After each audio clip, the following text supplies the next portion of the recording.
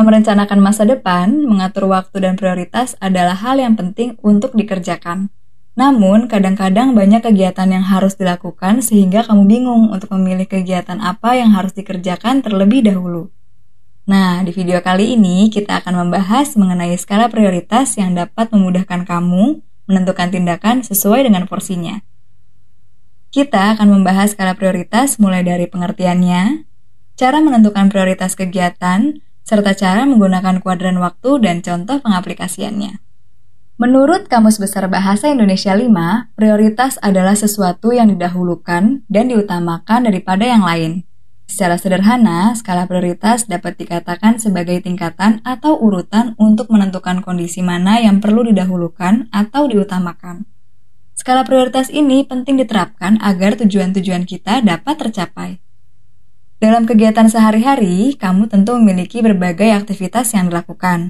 Penerapan skala prioritas membantu kamu dalam menentukan hal mana yang penting dan mendesak hingga ke hal yang tidak penting dan tidak mendesak. Skala prioritas juga memiliki manfaat seperti membantu dalam mengelola keuangan, membiasakan diri hidup hemat dan teratur, dan membantu merencanakan masa depan. Lalu, bagaimana cara menentukan aktivitas kita menjadi skala prioritas? Stephen Covey, dalam buku The 7 Habits of Highly Effective People, membuat sebuah matriks untuk manajemen waktu dan kegiatan, yang disebut dengan Covey's Time Management Matrix, atau kuadran waktu. Kuadran ini dikembangkan berdasarkan prinsip penting dan mendesak untuk mengoptimalkan efisiensi dan produktivitas kita. Untuk menerapkan matriks ini, kamu perlu menuliskan seluruh kegiatan yang dilakukan atau kebutuhan yang ada, terlepas dari apakah kegiatan itu penting atau tidak penting. Tahap selanjutnya, susun kegiatan atau kebutuhan tersebut berdasarkan tingkat kepentingannya. Dari situ, kamu bisa mulai mengelompokkan kegiatan atau kebutuhannya sesuai dengan kuadran waktu. Kuadran waktu terdiri atas 4 kotak.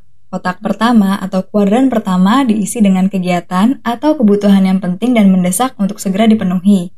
Misalnya, kamu akan mengikuti ujian mandiri untuk masuk ke perguruan tinggi negeri.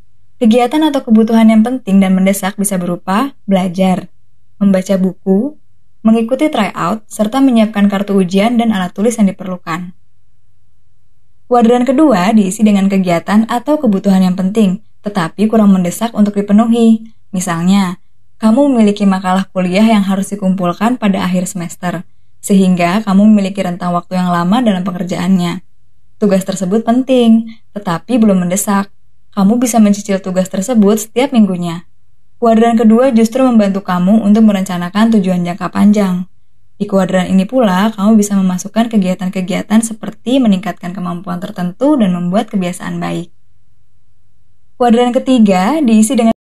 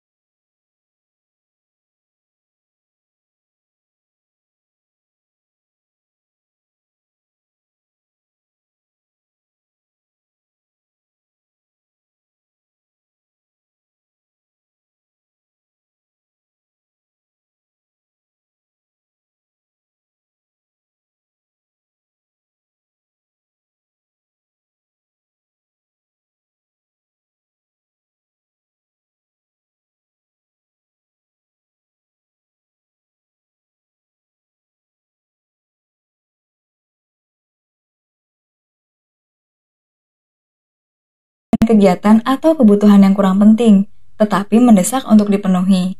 Kuadran ini berisi hal-hal yang mendistraksi perhatian, tetapi sebenarnya perlu segera diselesaikan. Misal, mengangkat telepon dari teman, membalas chat, menemani teman berbelanja, atau pertemuan yang sebenarnya tidak terlalu penting. Sementara itu, kuadran keempat diisi dengan kegiatan atau kebutuhan yang kurang penting dan kurang mendesak untuk dipenuhi. Kuadran ini biasanya tidak menunjang tujuan jangka panjang kamu, seperti menonton televisi, bermain game, dan berbelanja online. Terlalu lama bersantai membuat waktu kita menjadi kurang produktif. Berikut saya berikan contoh pengaplikasian Covey's Time Management Matrix. Saya akan membuat daftar kegiatan yang akan dilakukan, misalnya meeting dengan tim untuk membicarakan strategi bisnis, memeriksa ulang hasil laporan, membantu manajer menelpon klien untuk membatalkan meeting, membalas chat teman lama, mengerjakan proyek yang berkaitan dengan KPI perusahaan, dan membuat janji bertemu dengan teman lama. Kemudian, saya membuat matriks kuadran waktu. Dari daftar kegiatan yang sudah ada, saya akan memindahkannya ke matriks ini sesuai dengan kebutuhan. Di kuadran pertama, saya akan isi dengan mengerjakan proyek yang berkaitan dengan KPI perusahaan. Tentunya, tugas ini harus segera selesai, apalagi kalau tugas ini mempengaruhi kerja tim secara keseluruhan. Kuadran kedua, saya akan isi dengan membicarakan strategi bisnis dengan tim.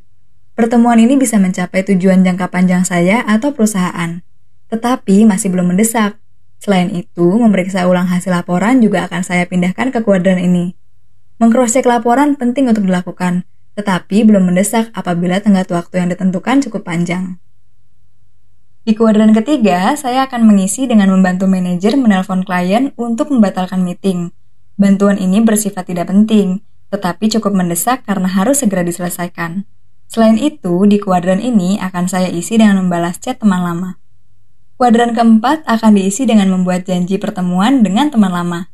Melepaskan diri sejenak dari pekerjaan dengan bertemu teman tentu saja boleh dilakukan, tetapi memang bukan menjadi sesuatu yang penting dan mendesak. Mengatur waktu dan skala prioritas memang sangat penting dilakukan untuk merencanakan masa depan.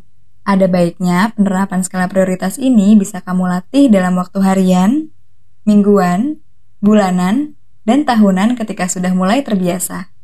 Penerapan kuadran waktu juga membutuhkan konsistensi agar tujuan yang diinginkan dapat tercapai sesuai dengan yang diharapkan. Setelah mempelajari skala prioritas dan kuadran waktu, saya harap kamu bisa mulai mengaplikasikan kuadran waktu tersebut dalam kehidupan sehari-hari. Sampai jumpa di video berikutnya ya!